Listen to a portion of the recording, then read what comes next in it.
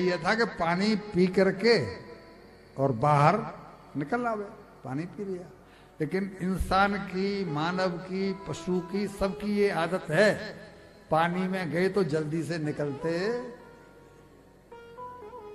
ये भी पानी में गया और पानी पी करके अपनी जो पत्नियां थीं, जो उसकी हीरोइन थी, उनके साथ में वो किलोल करने लगा। सूंड में भर भर के वो उनके ऊपर पानी उछालने लगा और उसकी हीरोइन अपने हीरो के ऊपर पानी उछालने लगी, किलोल करने लगे। भूल गए कि इस समुद्र में, इस सरोवर में गजबी रहता है। क्या हम नहीं भूले हुए हैं? ये भवसागर है कि नहीं है? सागर है कि नहीं है? इस सागर में हम किलोल करने में लगे हुए हैं।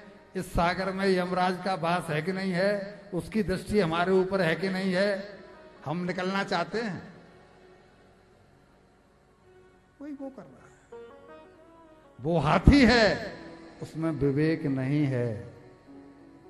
हम इंसान हैं, हमारे पास विवेक, कहते हैं ना वो गई भैंस पानी में। भैंस का भी ये स्वभाव है कि भैंस गई तो जल्दी से निकलती नहीं। वो चरवाहा बहुत प्रयास करता है और होता क्या है कि वो गंदे पानी में जोंक पनप जाती है। जोंक नाम का सुना है? कीड़ा। वो कीड़ा जो है भैंस के अंदर घुस जाता है, उसका खून पीता है। अब वो ग्वाला उस कीड़े को निकालना चाहता है, पर वो कीड़ा निकलता नहीं। तब वो क्या करता है, जोर लगा के खींचता है और वो कीड़ा टूट तो जाता है बीच में से, वो आधा भीतर रह जाता है, पर उस कीड़ा निकलता। वो इतना खून चूसने का प्रेमी है। मैं आपसे कुछ नहीं कह रहा हूं, आप अपने ऊपर मत ले जाओ। और यही हुआ कि सरोवर में जो ग्राह रहता था, ग्राह मीन्स मगर, मगरमच्छ, उसने उसका पैर पकड़ा। जब पैर पकड़ा तो इनमें युद्ध हुआ। ये क्योंकि पानी में तो जो मगरमच्छ है उसकी शक्ति ज्यादा है, जमीन पर हाथी की शक्ति ज्यादा है, लेकिन वो पानी की जीव है। तो जब ये बाहर खींचे, वो अंदर खींचे, इन दोनों में बहुत दिनों तक ये लड़ाई चलती रही। बहुत दिनों तक ये लड़ाई चली। दोनों में से कोई हारने को तैयार नहीं। कभी वो भारी पड़ जाए, कभी ये भारी पड़ जाए।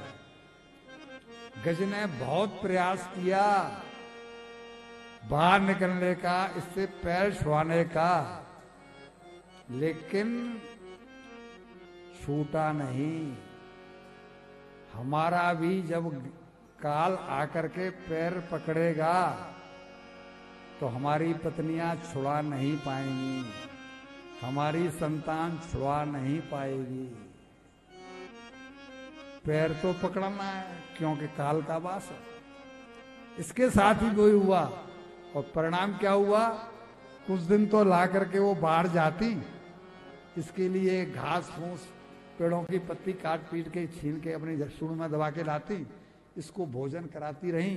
पत्नियां बहुत थी तो इसका चलता रहा।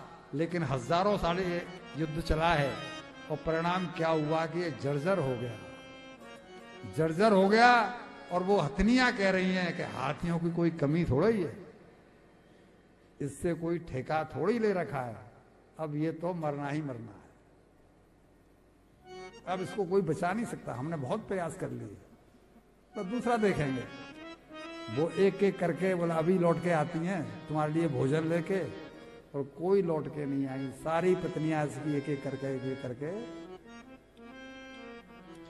सब चली गई। जैसे ही सब गई, अकेला हुआ।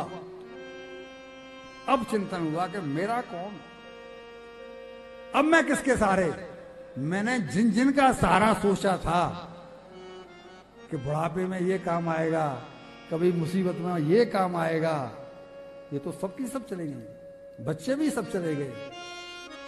जब कोई नहीं बचा तब याद आई है भगवान की। अब बताइए कि द्रौपदी को भगवान की याद कब आई है। दुशासन साड़ी खींच रहा है, इज्जत जाने ही वाली है। जब तक तो वो अपने पतियों की ओर देखती रही। युधिष्ठिर को देखा, उनने अपनी मुंडी नीचे कर ली। भीमसेन को देखा, उनने अपनी मुंडी नीची कर ली। पांचों पतियों ने जब मुंडी नीची कर ली, कोई सारा दिखाई नहीं पड़ रहा है। भीष्म पितामह की ओर देखा, उन्होंने गर्दन झुका ली। कृपाचार्य, द्रोणाचार्य, जिसको भी देखा, जब कोई काम नहीं आया, तब भगवान की याद आई कि नहीं आई। उसी तरह से जब कोई इसके पास नहीं रहा, तो इसके मोह का पर्दा फट गया।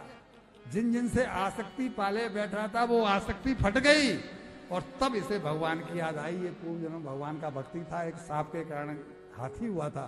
तो तब ये कहता है कि बुद्धिर्विकुंठता नाथ समाप्ता मम युक्ति नान्यद किंचित बिजानामि त्वमेव शरणम मम, त्वमेव शरणम मम, त्वमेव शरणम। मैं आपकी शरण हूं, अब मेरा कोई नहीं है, आपके अलावा मेरा कोई नहीं है। आप ही मुझे बचा सकते हो। मेरी बुद्धि कुंठित हो गई है, मेरी समझ में नहीं आ रहा कि मैं क्या करूं। ये मेरे को नीचे लिए चले जा रहा है, और मेरे पास जब उसकी सूंड का केवल जरा सा हिस्सा रह गया था ऊपर, तब उसने प्रार्थना की है। और भगवान अपनी आदत से मजबूर, भगवान अपनी आदत से मजबूर हैं। अपने भक्त पर जब कोई पुकार रहा हो, जिसकी अंदर से आर्त पुकार निकली हो, और जब भगवान के वो सिंहासन से टकराती है, तो उनका सिंहासन डगमगाता है। यहाँ भी यही हुआ, उनका सिंहासन डगमगाया, और भगवान गरुड़ को छोड़ करके वहां से भागे।